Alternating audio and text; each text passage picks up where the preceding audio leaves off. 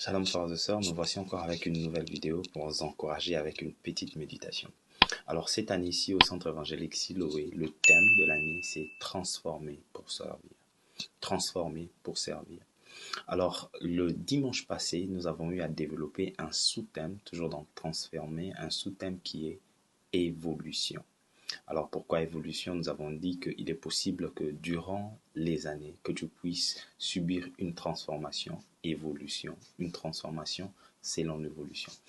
Alors, nous avons pris l'exemple de l'apôtre Pierre qui a subi une évolution dans sa marche avec Christ. L'exemple parfait pour nous, c'était la première fois qu'il a rencontré Christ. Pierre s'appelait Simon. Il s'est défini lui-même comme étant un pécheur. Il dit, ne t'approche pas de moi, car je suis un pécheur. Et un peu plus tard, nous avons vu dans 1 Pierre, le premier chapitre, le premier verset, toujours lui, Simon, mais cette fois-là, c'est défini ou encore c'est présente comme étant Pierre, apôtre de Jésus-Christ. Du pécheur jusqu'à l'apôtre, il y a eu évolution. Alors, comment est-ce que cela s'est fait? Le premier point, nous avons dit qu'il fallait que Pierre puisse connaître qui il est. Il fallait qu'il puisse avoir une révélation de son identité. C'est comme ça que Christ lui a dit, tu es Pierre, et c'est sur cette pierre que je bâtirai mon église. Mais comment est-ce que Pierre a pu découvrir son identité? Il fallait qu'il puisse avoir une révélation de qui était Christ. Pourquoi? Parce que c'est quand il a dit à Jésus-Christ que tu es le Messie, le Fils de Dieu. C'est ainsi que Christ lui a révélé son identité. Par là, qu'est-ce que je veux dire? Rien ne sert de courir à la découverte de qui tu es.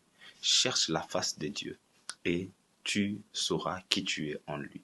En fait, c'est comme un miroir. Le plus tu cherches la face de Dieu, le plus tu sauras qui tu es. C'est comme ça que l'apôtre Paul est en train de dire, nous autres, de visage découvert, contemplons la gloire de Dieu. Comme dans un miroir, nous sommes transformés à la même image.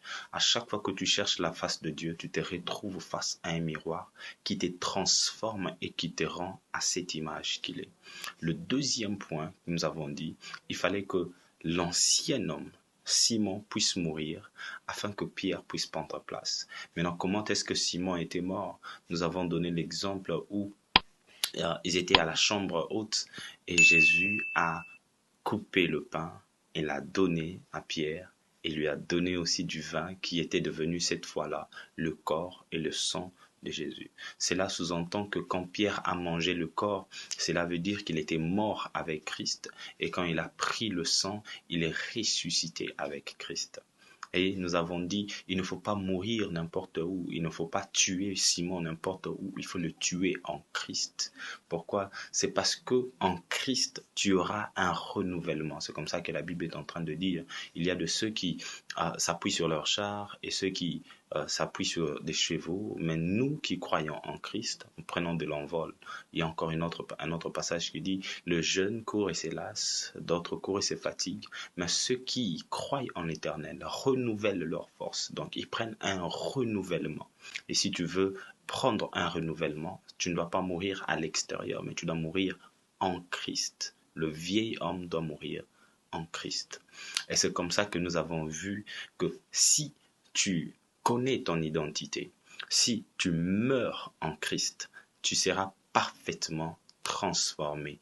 Et ainsi, tu vas quitter de Luc 5 jusqu'à 1 Pierre 1, Luc 5 qui était Simon, à 1 Pierre 1 qui était Pierre, apôtre de Jésus-Christ. Et ce qui est intéressant, ce qui est très intéressant, c'est que finalement, la transformation que Pierre a subie, qui était en cachette à l'intérieur, tout le monde pouvait maintenant témoigner. C'est comme ça que Pierre pouvait facilement essayer de se dissimuler dans la foule, mais il y avait des gens qui pouvaient l'interpeller et dire, toi aussi, tu étais avec lui. D'ailleurs, tu parles comme lui. Pourquoi? Parce qu'il a subi une évolution, une transformation à l'image du miroir qu'il était en train de se refléter, une transformation à l'image de Jésus-Christ. C'est ainsi, même sa façon de parler était devenue comme Christ.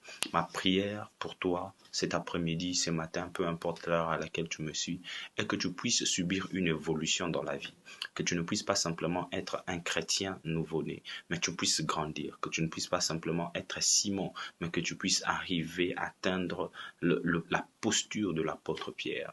Pourquoi? Parce que Simon a été sauvé par grâce, il a été transformé par la grâce et il a été établi apôtre par la grâce. Ma prière pour toi aussi, que tu puisses être sauvé par la grâce, transformé par la grâce et établi par la grâce.